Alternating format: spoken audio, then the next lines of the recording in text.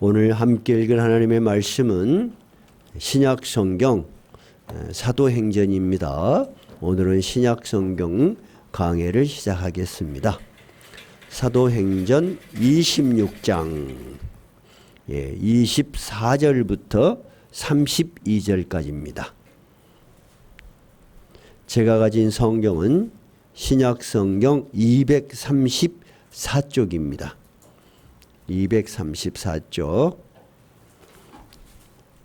자, 26장 24절부터 같이 읽겠습니다. 바울이 이같이 변명하며 베스도가 크게 소리내어 이르되 바울아 네가 미쳤도다. 네 많은 학문이 너를 미치게 한다 하니 바울이 이르되 베스도 각하여 내가 미친 것이 아니요 참되고 온전한 말을 하나이다.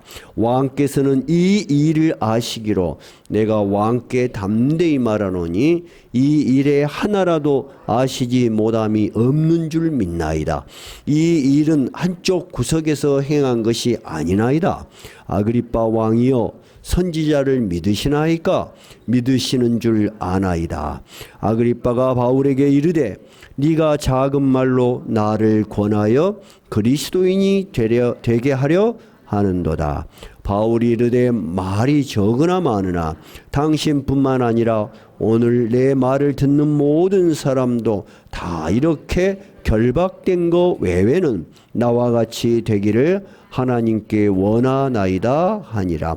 왕과 총독과 번이게와 그 함께 앉은 사람들이 다 일어나서 물러가 서로 말하되 이 사람은 사형이나 결박을 당할 만한 행위가 없다 하더라. 이에 아그리빠가 베스도에게 이르되 이 사람이 만일 가이사에게 상소하지 아니하였다라면 석방될 수 있을 뻔하였다 하니라. 오늘 읽은 본문 말씀은 이제 바울이 마지막 신문 재판을 받고 결정이 나는 그런 내용입니다. 본문을 이해하기 위해서는 앞부분을 조금 살펴보는 게 좋겠습니다. 여러분이 알다시피 바울 사도는 지금 제가 그려놓은 이쪽 지역이 유대 지역이에요. 유대 지역의 종교 정치 지도자들인 대제사장들 무리에 의해서 고소를 당했습니다. 그래서 예루살렘에서 고소를 당해서 어디로 끌려갔어요? 가이사랴로 끌려갔어요. 왜 가이사랴로 끌려갔냐? 가이사랴는 로마의 총본부가 있는 곳이고 로마의 총독이 있는 곳이에요. 그러면 유대 지역을 실질적으로 다스리는 사람은 유대의 왕, 지금 오늘 본문의 아그리빠 왕이에요. 다 다스리지 않고 일부분만 다스리지만 유대의 왕이라고 우리가 이렇게 명칭을 하는 게 옳을 거예요. 그러나 아그리빠 왕보다 더 높은 사람은 로마에서 파견된 총독이에요. 오늘 총독은 누구였어요? 베스도였어요. 그래서 오늘의 등장인물은 베스도, 그 다음에 아그리빠, 그리고 신문을 당한 바울, 이 세 사람이 핵심이에요. 그죠? 근데 그 재판이 일어난 곳이 어디라고요? 가이사랴예요. 근데 바울 사도가 예루살렘에서 가이사랴로 처음 끌려왔을 때 처음 그 바울을 신문한 로마 총독은 벨릭스였어요. 제가 칠판에서 그래서 적어놨어요. 근데 벨릭스는 바울이 죄가 없는 줄도 알지만은 유대의 최고 높은 사람들이 고소를 했기 때문에 그들하고 갈등을 안 일으키려고 2년이나 그냥 옥에 처박아 놓은 거예요. 그러다가 가이사랴에서 밀란이 일어났어요. 그 처리를 잘못해가지고 해임이 됐어. 그리고 그 다음 온 사람이 베스도예요. 그래서 오늘은 이제 베스도로부터 이야기가 시작되는 거예요. 근데 베스도는 유대의 실정을 전혀 몰라. 그 로마 총독들이 유대인은 잘 안 갈라 그랬어요. 유대인은 밀란도 많고 굉장히 머리가 아픈 지역이었어요. 그래서 이 유대의 종교나 문화나 풍습도 잘 모르는 것도 있지만은 하나 머리 아픈 것은 벨릭스가 감옥에 쳐놓은 이 죄수 바울 때문에 머리가 아픈 거야. 왜 그러냐? 바울이 자기는 로마 시민권이 있다는 거야. 그러니까 자기 최종 재판은 여기에서 안 받고 진짜 로마에 가서 로마 황제, 로마를 다스리는 로마 황제에게 받겠다고 상소를 한 거예요. 그러면 이 바울을 어디로 이제 보내야 돼요? 로마로 보내려면은 이 사람이 무슨 죄가 있는지 죄목을 적어서 그렇게 보내야지 정상이잖아요. 죄수는 죄수인데 죄목이 없으면 그건 뭐 말이 안 되죠. 근데 죄목을 모르겠는 거야. 감옥에는 2년이나 갇혀 있었던 사람들이 아무리 봐도 죄가 없고 죄목을 뭐라고 적기가 어려운 거예요. 그래서 머리가 아팠어요. 그러던 차에 이 신임 총독이 왔으니까 유대 왕 아까 누구? 아그리빠 그의 아내 버니게 그리고 모든 높은 관리들이 이 로마 총독에게 신임 인사를 하러 온 거예요. 이제 상황은 알겠죠? 그래서 이제 모두가 왔을 때 얼마나 옷도 좋게 입고 왔겠습니까? 최고 정장을 다 하고 옛날에는 옷도 막 망토에 막 길고 그렇지 않겠어요? 의리비 까하게 해서 신임 총독에게 인사를 하고 교제를 하는 중에 베스도가 퍼뜩 생각이 난 거예요. 어떤 생각이 났냐면 야 내가 머리 아픈 저 바울이라는 사람 죄를 내가 알 수가 없으니까 유대 왕은 유대 풍습이나 종교를 잘 알지 않겠냐. 그러니까 저 사람은 보고 신문을 좀 해서 죄를 좀 알아봐라고 하면 좋겠다. 좋은 아이디어 같죠? 자기로서는. 그래서 그 이야기를 했어요. 그러니까 아그리빠 왕이 그리 안 해도 유대를 지금 시끄럽게 하는 게 뭐냐면 예수를 전하는 사람들 때문에 지금 막 시끄러워. 그런 소문을 들었어. 이 바울에 대해서도 유대 사람들은 거의 다 알아요. 유명인사였어요. 들었어. 평상시 궁금했는데 이게 가이사라에 구금되어 있다 하고 자기를 보고 같이 좀 신문을 하자니까 좋습니다. 저도 호기심이 있습니다. 그래서 시작된 거예요. 그래서 오늘은 26장 24절부터 저희들이 읽었죠. 그럼 24절 앞에 바울이 이제 잡혀서 끌려 나오는 장면이 먼저 있겠죠. 26장 1절 한번 읽어봐요. 이 앞부분 26장 자 찾으셨어요? 1절 한번 읽어봐요. 뭐라고 되어 있나요?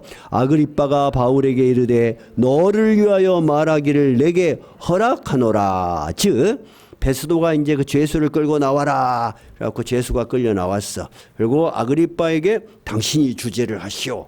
그러니까 아그리빠가 재판장이야 지금 바울에게 이르되 네 스스로 하고 싶은 말 있으면 해봐라. 이렇게 된 거예요. 그러니까 바울이 변명을 하다 이렇게 한글 번역을 해놔서 조금 적합하지가 않아요. 자기 변호를 하는 거예요. 그런데 자기만을 위한 변호가 아니고 이 사람들이 들을 때는 너무 신기한 말을 하는 거예요.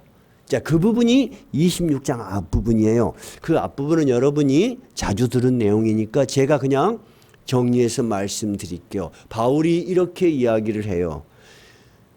내가 유대인의 대제사장, 장로들에 의해서 고소를 당했지만 나도 전에는 그 사람들하고 똑같은 유대의 정통 율법주의자였고 특히 열심히 유대인들이 믿는 그 율법을 따르는 바리새파였다. 그러던 내가 얼마나 예수를 믿는 사람들을 싫어했는지 옥에 가두고 돌로 쳐 죽일 때 앞장섰었다. 그런 내가 어떻게 그러면 예수를 믿게 되었는가? 나는 지금 그 이야기 때문에 지금 옥에 있는 거 아니냐. 그러면서 그 이야기를 하는 거예요. 내가 하루는 예수 믿는 사람들을 옥에 가두고 잡아다가 억지로 예수 믿는 것을 부인하게 하고 그런 말이에요. 박해하고 그런 일을 하다가 그것도 모질해서 저 해외로 도망간 사람을 잡으러 가게 되었다. 근데 그 해외가 유대보다 조금 더 위쪽에 있는 시리아라는 나라예요. 그 수도가 어디라고요? 다메섹이야. 지금은 다마스커스. 거기에 사람들이 많이 도망갔다는 이야기를 듣고 말을 타고 우리 일행과 막 추격을 하고 있는데 갑자기 12시 해가 그렇게 밝은 12시에 빛이 이 햇빛보다 더 밝은 빛은 여러분 거의 없어요. 빛이 확 비치면서 내가 놀래고 말이 놀래가서 굴러 떨어져 버렸다. 근데 얼마나 빛이 강했는지 눈이 멀어버렸어요. 눈이. 그런데 하늘에서 이런 소리가 들리더라. 사울아, 사울아, 네가 왜 나를 핍박하냐? 왜 박해하냐? 사울이 하늘에서 들리는 소리를 들으니까 틀림없이 신적인 존재라고 생각을 한 거예요. 사울은 굉장히 종교성이 많고 공부를 많이 한 사람이에요. 나쁜 사람이 아니에요. 그냥 우리가 흔히 말하는 종교심도 깊고. 그래서 사울이 물어봤어요. 나를 부르시는 나의 이름을 아는 당신은 누굽니까? 하는 거죠. 당신이 누굽니까? 그러니까 하늘에서 뭐라고 해요? 나는 네가 핍박하는 예수다. 그러면 실제로 예수가 살아있다는 거예요? 아니요. 살아있다는 거야. 살아있을 뿐만 아니라 사울 네가 나를 믿는 주의 성도들을 괴롭히고 박해하는 건 나를 박해하는 거다. 그렇게 이야기를 하는 거예요. 사울이 너무 놀랐어요.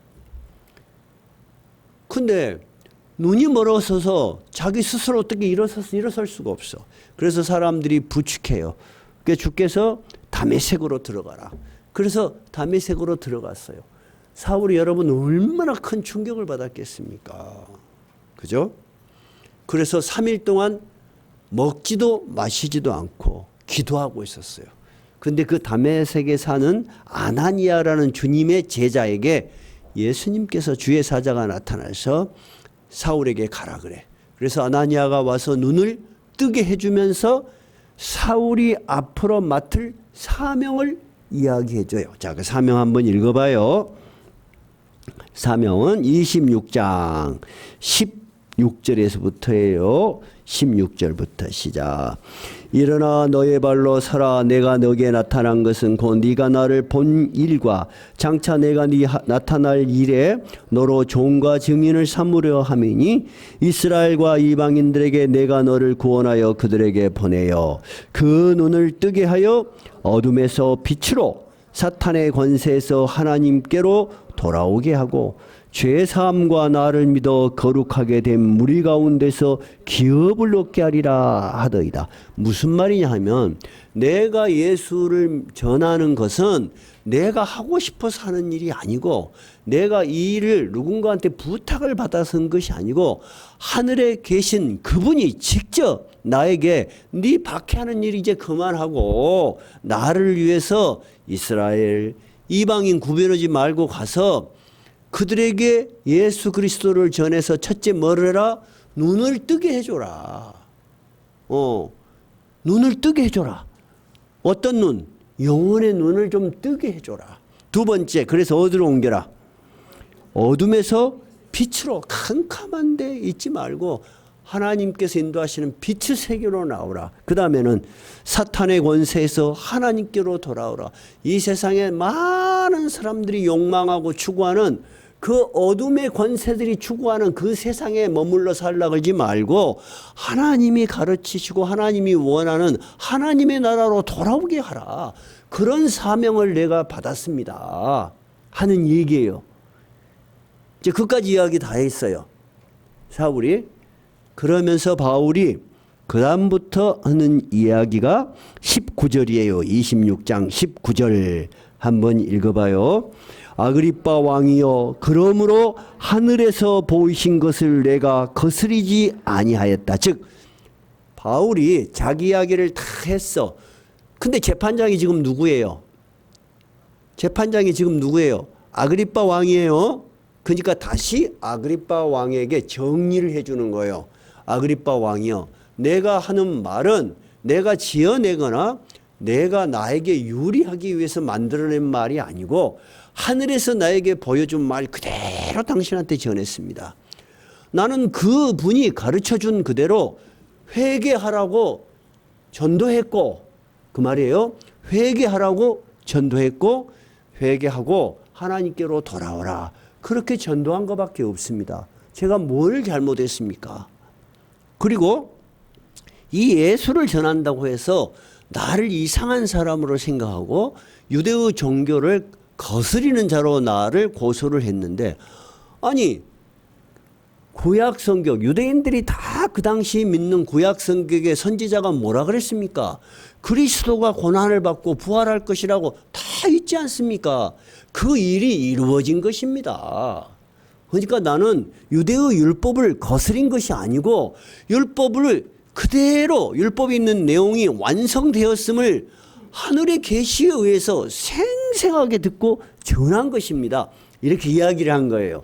그것이 오늘 본문의 배경이에요. 본문의 배경이 좀 길죠. 근데 다 들어야지 이해가 돼. 그러니까 지금까지 바울의 이야기를 다 듣고 있던 로마 총독 베스도가 들어보니까 세상에 미친놈이야. 세상에 그런 일이 어디가 있어. 아니 로마의 법에 의해서 십자가에 분명히 어떤 사람이 죽었다. 그런 죽은 사람이 어떻게 부활을 해갖고 그것도 하늘에서 사울아 사울아 그랬다는 거예요. 그러니까 24절에 바울이 이같이 변명함에 같이 읽어볼까요? 바울이 이같이 변명함에 베스도 즉 로마의 총독이 크게 소리내어 이르되 바울아 네가 미쳤도다. 네 많은 학문이 너를 미치게 한다 하니. 자 그러면 이 베스도는 바울이 굉장히 공부를 많이 한 사람이라는 걸 알아요 몰라요? 안다는 이야기야. 어디까지 아냐? 이 바울이 유대인이란 건 알죠? 근데 시민권은 로마 시민권을 가지고 있어. 로마 시민권을 가지고 있다는 것은 집안이 굉장히 유력한 집안이라는 거예요. 근데 또 공부를 많이 한 사람이요. 아니 세상에 베스도가 들어보니까 이 세상에 지금까지 자기가 살면서 한 번도 들어보지 못한 일어날 수 없는 일을 이야기하니까 이놈은 미친 거야. 두 번째 뭐냐면은 아니 그 좋은 집안에 그 많은 학문을 가지고 있는 사람이 아니 말도 안 되는 소리를 위해서 2년이나 감옥에 썩고 있어. 그런 말만 안 하면 풀려날 거 아니에요. 근데 지금 사람들이 다 힘내서 사람들이 알아듣지도 못한 말을 계속 하고 있다는 거야. 그러니까 내린 결론이 뭐예요? 네가 미쳤구나. 그러니까 바울이 베스도에게 뭐라고 말해요? 25절 바울이 이르되 베스도가 가요. 내가 미친 것이 아닙니다. 저는 참되고 온전한 말을 하나이다. 저는 제정신입니다. 그리고 제가 하는 말은 단 하나도 흐트러진 말이 없이 정확한 말을 전하는 것입니다. 여러분 신앙이라는 것은 딱 두 가지 중에 하나예요. 여러분도 오늘 교회 나오셨죠? 여러분 이 세상 사람들이 믿을 수 없는 말을 확신하고 믿고 있는 거야. 여러분 그 사이가 굉장히 쉬운 간격 같아요? 굉장히 먼 것 같아요? 굉장히 먼 거예요. 어느 정도로 먼 거예요? 미쳤다 할 정도로 그런 거야. 그래도 지금은 기독교가 보편화되고 누구나 다 옆에 집 사람이 교회도 다니고 특히 한국은 복을 받아서 크리스찬 인구가 30% 정도 돼요. 그리고 일반적으로 크리스찬 문화에 대해서 익숙해요. 그래서 우리를 보고 아이 미쳤다 할 사람은 없지만은 여러분이 교회 가자 그리고 막 열심히 신앙생활을 하면은 속으로 그렇게 생각할지도 몰라요. 그만큼 간격이 넓은 거예요. 근데 우리가 분명한 것은 바울 사도가 분명한 것은 우리 성도들이 분명히 할 것은 이 말은 제정신으로 기록된 것이고 하나도 틀림없이 전해진 것이에요. 지금 바울이 그 이야기를 하는 거예요.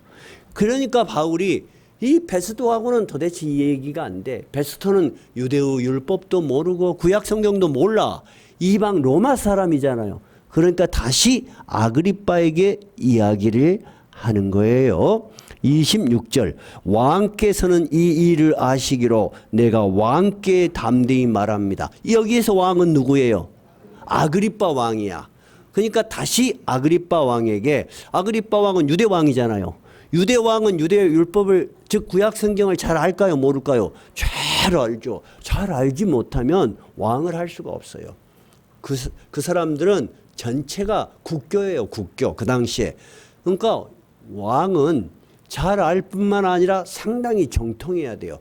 그리고 자기를 보좌하는 모든 측근들이 종교 지도자들이에요. 종교 지도자.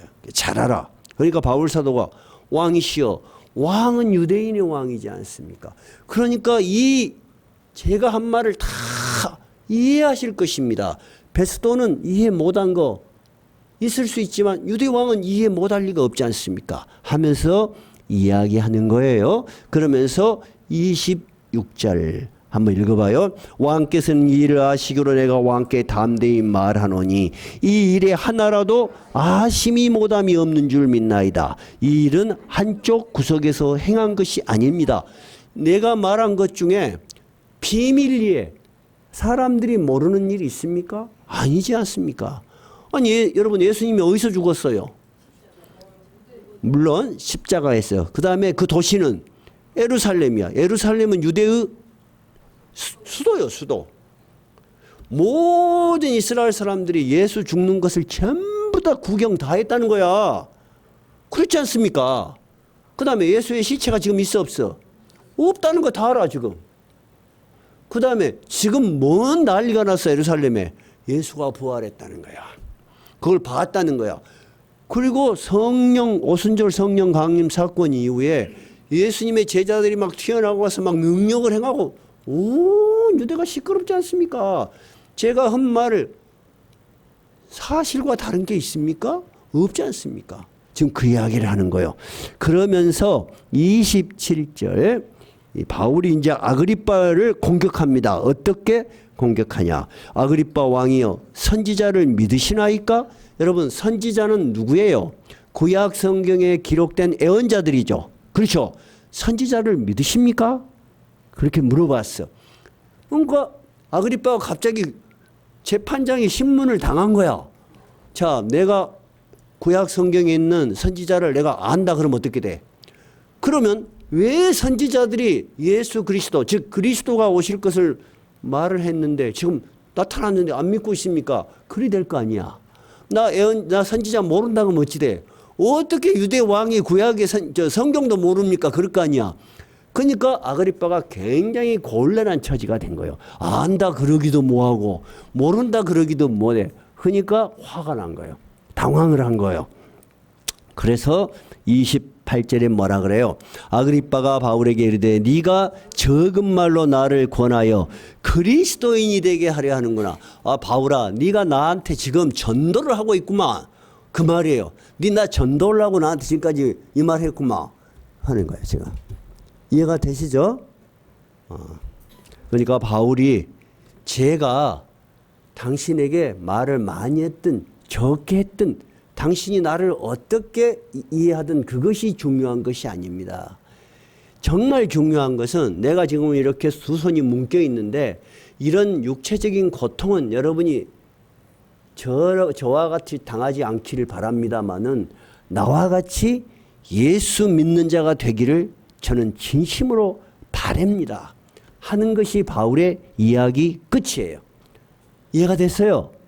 그러니까 바울은 당신들이 뭐라고 말하든 내가 전하는 것은 진실이고 하나도 거짓이 없고 나는 이것을 위해서 옥에 갇혀 있는 거 하나도 두렵지 않습니다. 내가 지금 옥에 갇혀 있어 육체적 고통을 당하는 것은 괴로운 일일 수 있지만 그러나 이런 기회를 통해서 당신들도 예수 믿고 하나님의 구원을 받기를 원합니다 하는 이 얘기로 이제 변론이 끝이 났어요.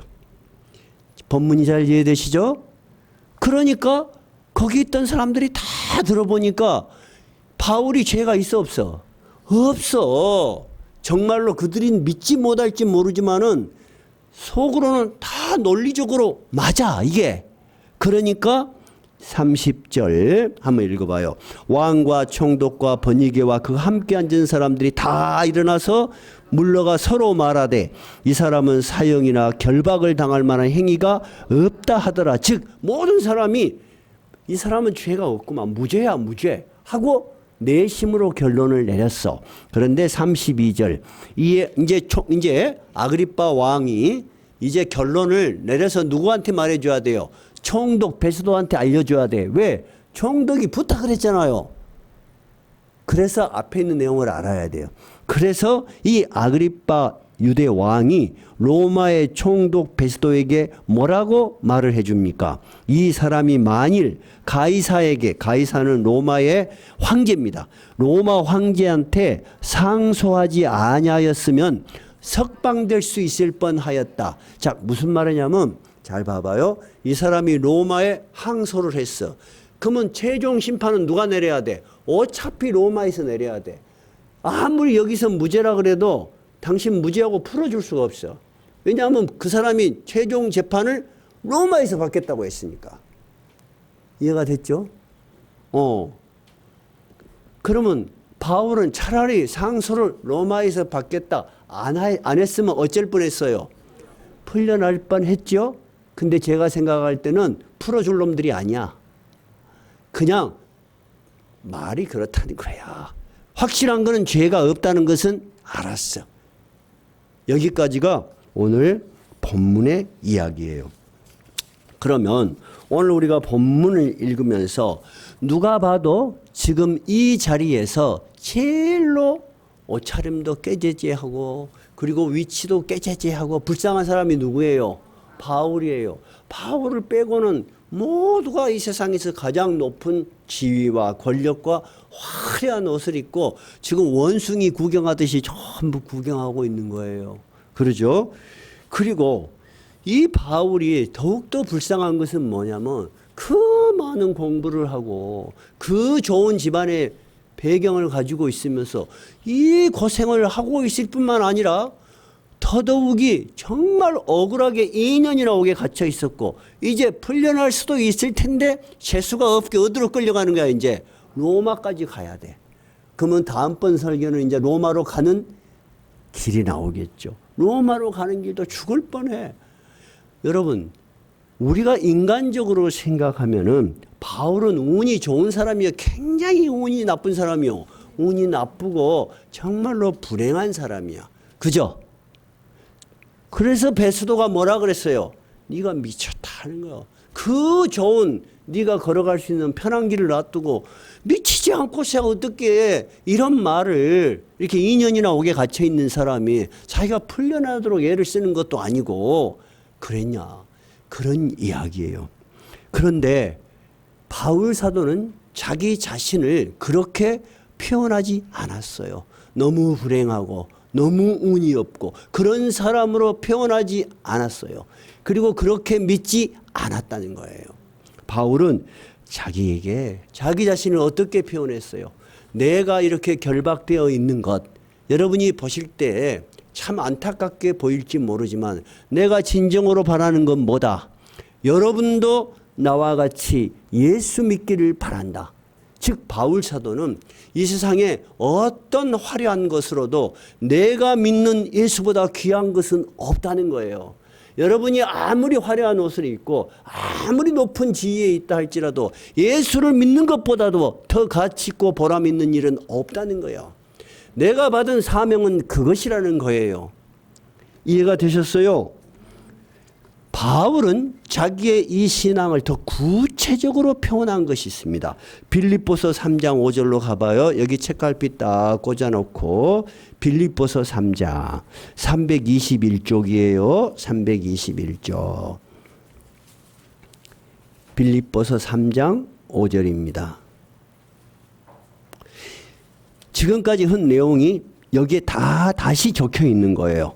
자, 3장 5절부터 우리 빠른 속도로 한번 읽어봐요. 바울이 예수 믿기 전에 자기는 얼마나 자부심이 강했는가 한번 읽어볼까요? 나는 8일 만에 할례를 받고 이스라엘 족속이요 베냐민 지파요 히브리인 중에 히브리인요 율법으로는 바리새인이요 열심으로는 교회를 박해하고 율법의 의로는 흠이 없는 자다. 즉 내가 예수 믿기 전에는 내가 믿었던 유대 종교가 원하는 건 난 다 했다. 그리고 하나도 흠이 없다고 자랑할 만 했다는 거예요. 그런데 내가 예수를 믿고 나니까 어떻게 되었냐? 7절부터 읽어봐요. 그러나 무엇이든지 내게 유익하던 것을 내가 그리스도를 위하여 다 해로 여길 뿐더러 또한 모든 것을 해로 여김은 내 주 그리스도 예수를 아는 지식이 가장 고상하기 때문이라. 내가 그를 위하여 모든 것을 잃어버리고 배설물로 여김은 그리스도를 얻고, 이렇게 돼 있어요. 바울이 예수 그리스도를 만나고 새롭게 깨달은 건 뭐냐면은, 내가 가졌던 모든 자랑이라는 것은 예수 그리스도를 제대로 아는 것에 비하면 쓰레기, 배설물과 같은 낮은 거란 말이에요.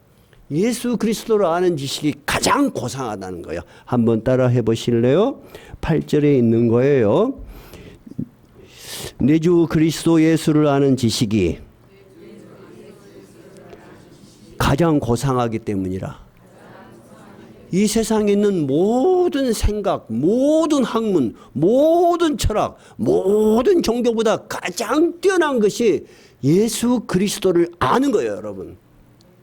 저는 이 구절, 이 바울 사도가 하는 말에 동의를 합니다.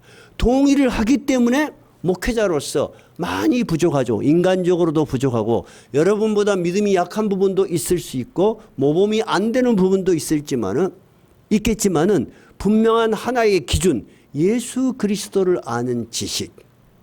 그 지식보다 높은 지식은 세상에 없습니다, 여러분. 그러니까 여러분은 여러 모양으로 이 세상을 살아오셨어요. 공부를 많이 하신 분도 있고 적게 하신 분도 있고, 사회에서 많은 경륜을 가져본 사람도 있고 그렇지 못한 사람도 있고, 아주 건강하게 살아본 사람도 있고, 아주 몸도 움직이기 어려운 사람도 있을 수 있고, 다양하게 여러분은 삶의 조건이 다 다르지만 확실한 것, 예수 그리스도를 아는 가장 높은 지식을 갖고 있는 거예요. 아멘이세요? 그 자부심과 확신이 있었기 때문에 바울 사도는 그렇게 담대하게 그 사람들 앞에서 확신 있게 예수 그리스도를 전했던 거예요. 이해가 되세요? 여러분, 예수 그리스도를 아는 것은 많은 일 중에 하나를 하는 거 아니에요. 그런 일이 아니에요. 로마의 총독도 미친놈이라고 할 정도로 못 알아먹는 일이에요. 아그리빠와 그 많은 유대 종교 지도자들도 이해가 안 돼서 예수 그리스도를 십자가에 죽였잖아요. 그래서 골로새서에서는 예수 그리스도는 하나님의 비밀이라고 했어요. 그리고 사도 자신을 우리는 하나님의 비밀을 맡은 자예요. 여러분, 비밀이 뭐예요? 다 아는 거요? 몇 사람만 아는 거요? 비밀이라는 뜻이 뭐예요? 다 아는 거요? 몇 사람만 아는 거요? 몇 사람만 아는 거죠. 우리는 하나님의 비밀을 아는 자예요. 하나님의 비밀은 뭐예요? 이 땅에 하나님의 아들이, 신이 사람의 모양으로 오셔서 우리의 죄를 짊어지시고 십자가에서 우리를 대신해서 죽으셨다는 거야. 그래서 바울이 깨달은 것은, 내가 지금까지 그렇게 많이 뭔가를 해서, 뭔가를 열심히 해서, 뭐를 지켜서, 잘해봐서 그렇게 하나님께 나아가려고 생각했는데 그건 다 의미가 없다는 거야. 다 해로워. 그런 생각하지면 안 돼. 우리의 진짜 은은 뭐예요? 예수 그리스도를 믿는 거예요. 여러분, 예수 그리스도를 믿음으로 여러분 하나님께 나아가는 거야. 이해가 되셨어요? 여러분이 예수 그리스도를 믿음으로 좀 더 교회에 헌신하고 좀 더 많은 봉사를 하고, 이것은 그 은혜가 고마워서 여러분이 할 수 있는 것 하는 거야. 근데 여러분이 그런 것을 한다고 그것이 의가 되는 것이 아니요. 그것은 그 자체가 의가 아니고, 그렇게 하나님의 은혜를 감사하며 사는 사람들이 나타나는 열매야, 열매. 그렇죠. 하나님 은혜가 그렇게 감사하고 감동이 있는 사람은 삶도 변화가 돼요. 그러면 열매가, 다른 열매가 맺는 거예요. 감사의 열매, 찬양의 열매, 항상 기뻐하는 열매, 남에 대해서 돕고자 하는 열매, 주일에 예배드릴 때 너무 기쁜 열매. 우리 삶에 전에 느껴보지 못한 삶의 열매가 새로운 열매들이 맺는 거예요. 신비해요, 안 신비해요? 참 신비한 거예요. 그래서 바울 사도가 빌립보서에 그리스도를 아는 지식이 가장 높아. 그거를 모르고 내가 힘쓰고 애쓰고 자랑했던 세상의 모든 것들이 배설물이야. 지금 생각하니까 쓰레기 같은 것들이야. 그렇게 이야기하는 거예요. 오늘 우리가 본문을 통해서 알 수 있는 것은 바울에게 움직일 수 없는 하나의 분명한 사실은 뭐라고요? 예수 그리스도를 아는 것은 이 세상에 그 어떤 누구도 줄 수 없는 하나님의 신비고 하나님의 선물이라는 것이요. 최고의 가치라는 거예요. 여러분이 그 마음속에 다 그 생각을 가지고 있으면 여러분이 때로는 좀 느슨하게 신앙생활을 할 수도 있고 때로는 막 바빠서 교회 일을 열심히 하지 못할 수 있을지라도 그런 것들이 중요한 것이 아니요. 나는 여전히 그리스도를 가장 높은 가치로 생각하고 있는가. 그것에서 흔들리면 안 되는 거예요. 내가 다른 것을 추구해서 그것이 지금 희미해져 버리고 세상의 즐거움, 세상의 쾌락, 세상의 것을 막 쫓아가면서 그것을 잃어버리고 있지 않는가. 그걸 생각해야 되는 거예요. 바울 사도는 이런 믿음과 확신이 있었기 때문에 그의 형편이 어떠하든지 흔들리지 않았어요. 빌립보의 옥속에 갇혀서도 찬양했어요. 그렇죠? 근데 하나님께서는 바울과 함께 하심을 어떻게 드러내 보이셨어요? 옥토가 흔들리고 옥문이 열리고 죄수들의 쇠사슬이 쫙 끌어졌어요. 간수가 다 도망간 줄 알고 놀래서 간수가 와서 죄수가 다 도망가면 그 사람은 사형이에요. 그러니까 차라리 내가 먼저 자결해서 죽자고 죽으려고 해요. 그럴 때 바울이 뭐라 그래요? 죽지 마라. 우리가 다 여기 있다. 그리고 그 간수 집안에 가서 복음을 전하죠. 온 집안이 예수를 믿죠. 근데 예수 믿게 된 계기가 뭐예요? 간수가 물어보잖아요. 이제 바울이라는 사람이 옥속에 갇혀있는 죄수가 아니야. 신비한 사람이야. 하나님과 함께하는 정말 놀라운 사람이라는 걸 알아. 그래서 내가 어떻게 하여 구원을 얻겠습니까? 라고 물어보잖아요. 이게 뭐라고 이야기해요? 주 예수를 믿으라. 그리하면 너와 내 집이 구원을 얻으리라. 주 예수를 믿는 것이 굉장히 간단한 표현 같지만 여러분 엄청나게 신비한 일이 여러분에게 일어나는 일이에요. 여러분이 지금 신앙생활 잘하고 계세요. 그러면 여러분 안에는 하나님이 주신 은혜와 선물이 있는 거예요. 여러분이 그렇게 예수 믿자 그래도 잘 안 믿는 사람이 세상적인 기준으로 보면 정상이요. 그 사람들이 우리를 보면 어쩐다고요? 미쳤다 한다니까.